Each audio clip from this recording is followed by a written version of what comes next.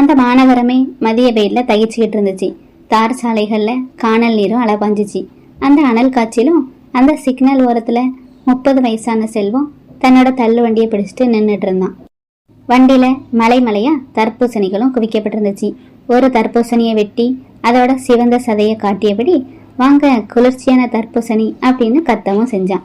ஆனா அவனோட குரல்ல வறட்சியும் இருந்துச்சு. காலையில இருந்து 10 பழங்கள் கூட விற்கவே இல்லை. செல்வத்தோட கிழிஞ்ச பனியனும் கரை படிஞ்ச வேட்டியும் அவனோட ஏழ்மையையும் உறக்க சொல்லுச்சு.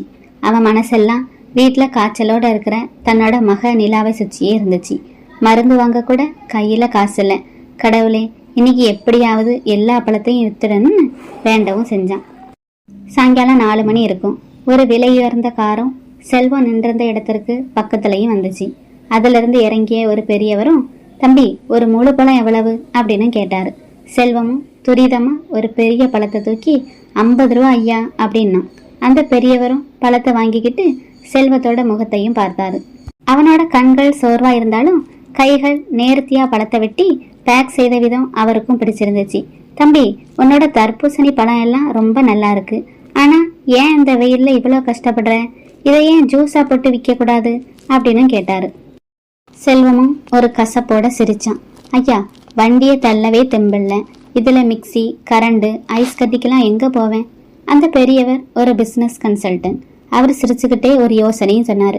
முதலீடு பெருசா தேவையில்லை தம்பி, சுத்தமா தரமா கொடு. ஒரு சின்ன கையால இயங்கும் ஜூஸரையும் வாங்கு.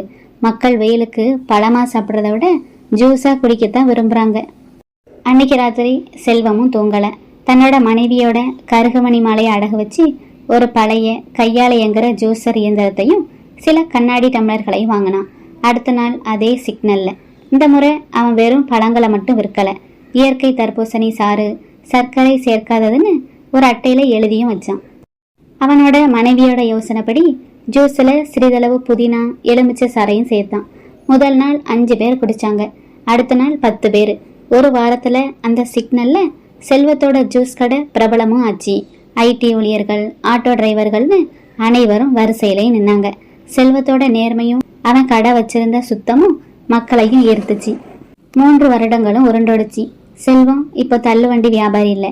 நிலா தர்பூசணி ஜூஸ் சென்டர்ன்ற பெயர்ல நகர்ல முக்கிய இடங்கள்ல 5 கடைகளையும் திறந்திருந்தான். அவன் வெறும் ஜூஸ் மட்டும் விற்கல. தர்பூசணி தோல்ல இருந்து ஜாம் செய்வது, விதைகளை வறுத்து ஸ்நாக்ஸா விற்பதுன்னு பல யுக்திகளையும் கையாண்டான். அவன்கிட்ட இப்போ 100 பேரும் வேலை செய்யறாங்க. அவன் தன்னை ஊக்கப்படுத்திய அந்த பெரியவரையும் தேடி கண்டுபிடிச்சான். ஐயா, நீங்க கொடுத்த அந்த ஒரு யோசனை தான் என்னோட வாழ்க்கையே மாத்துச்சின்னு நெகிழ்ந்து நன்றியும் கூறினான். இன்னைக்கு செல்வம் ஒரு மிகப்பெரிய பல ஏற்றுமதி நிறுவனத்தோட உரிமையாளர். ஏழை மாணவர்களோட கல்விக்காக தன்னோட வருமானத்துல ஒரு பகுதியை செலவிடுறான். ஒரு காலத்துல மருந்து வாங்க காசு இல்லாமல் தவிச்ச நிலா இன்னைக்கு ஒரு பெரிய பள்ளியிலையும் படிக்கிறான். அந்த சிக்னல்ல கடக்கும் போதெல்லாம் செல்வம் தன்னோட காரை ஒரு நிமிஷம் நிறுத்துவான். அங்கு தள்ளுவண்டி வச்சிருக்கிற யாராவது ஒரு வியாபாரிக்கு தன்னோட கதையை சொல்லி நம்பிக்கை விதையையும் தூவி செல்வான். வெயில் தகிக்கும் போதுதான் தர்பூசணிக்கு மதிப்பு அதிகம். அதுபோல கஷ்டங்கள் வரும்போதுதான் மனிதனோட உழைப்பிற்கும் மதிப்பு கூடுதுன்னு செல்வமும் உலகிற்கு நிரூபிச்சான். இந்த கதை உங்களுக்கு பிடிச்சிருந்தா லைக் பண்ணுங்க, ஷேர் பண்ணுங்க.